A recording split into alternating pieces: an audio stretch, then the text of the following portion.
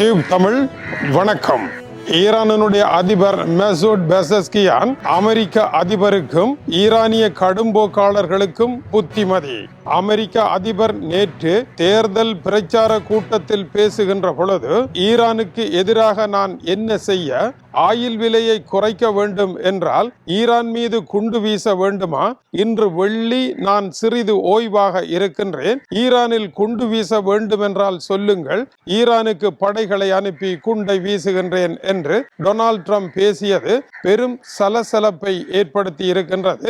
ஒரு போரில் எந்த முடிவையும் எட்டி தொட முடியாமல் இப்படி தேர்தல் பிரச்சாரத்தில் குண்டுகளை வீசுவேன் என்று கூறுவதனால் நீங்கள் அடைய போகின்ற இறுதி விடை என்ன என்ற கேள்விக்கு அவர் பதில் கூறாமலே இதை சொல்லியது அமெரிக்காவில் சலசலப்பை ஏற்படுத்தி இருக்கின்றது.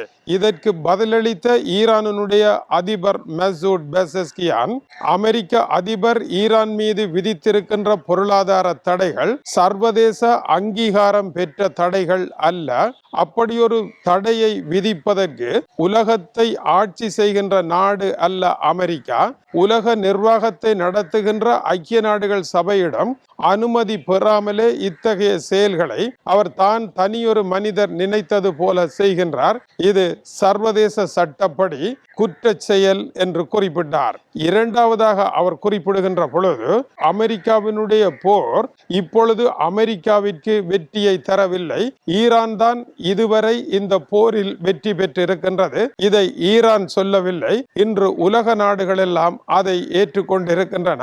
அமெரிக்கா இந்த போரில் வெற்றி பெறவில்லை என்பதை டொனால்ட் ட்ரம்ப் உணர வேண்டும். இரண்டாவதாக, டொனால்ட் ட்ரம்பினுடைய செயல்களை ஈரான் தான் வெறுக்கின்றது என்று கற்பனை பண்ணக்கூடாது. உலக நாடுகள் எல்லாம் ஈரானுடைய வெற்றியை வரவேற்கின்றன, ஈரானுக்கு ஆதரவான குரல்களையே பதிவு செய்கின்றன என்றால் அவர்களுக்கு ஒன்றும் பைத்தியம் பிடிக்கவில்லை.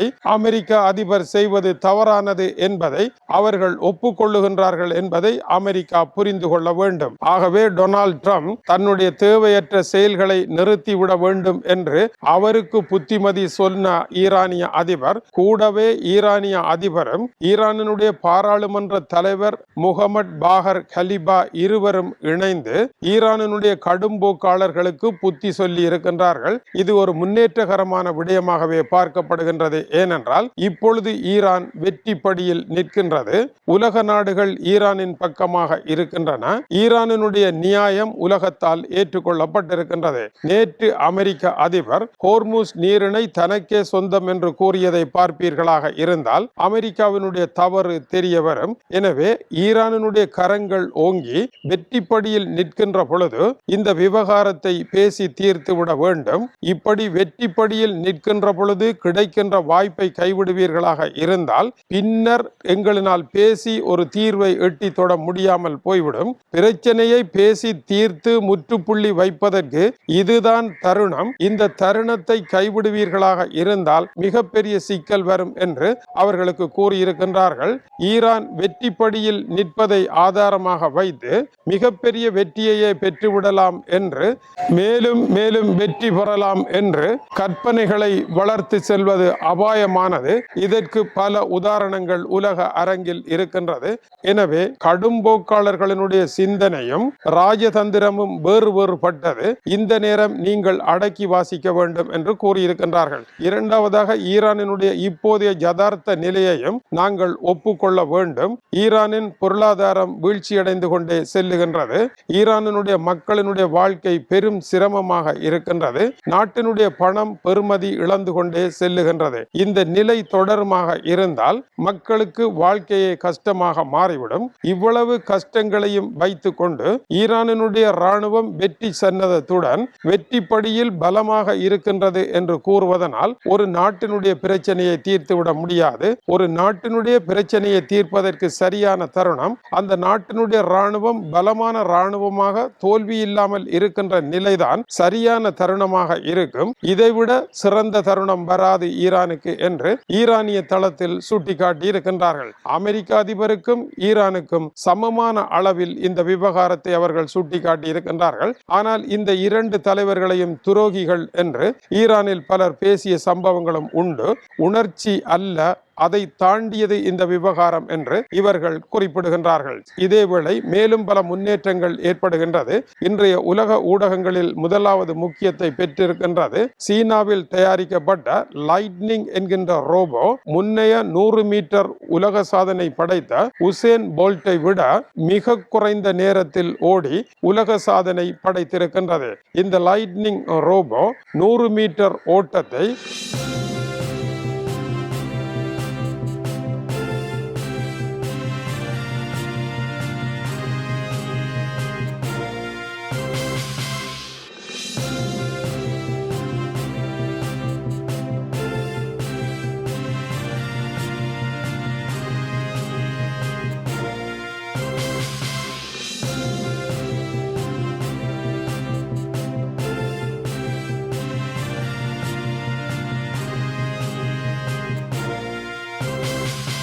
9 செகண்ட் 3.2 வினாடிகளில் முடித்திருக்கின்றது. உசேன் போல்ட் 9 செகண்ட் 5.2 வினாடிகளில் 17 வருடங்களுக்கு முன்னர் ஜெர்மனியில் நடைபெற்ற போட்டியில் ஓடி வெற்றி பெற்று உலக சாதனை படைத்திருந்தார். அவருடைய உலக சாதனையை இந்த ரோபோ முறியடித்திருக்கின்றது.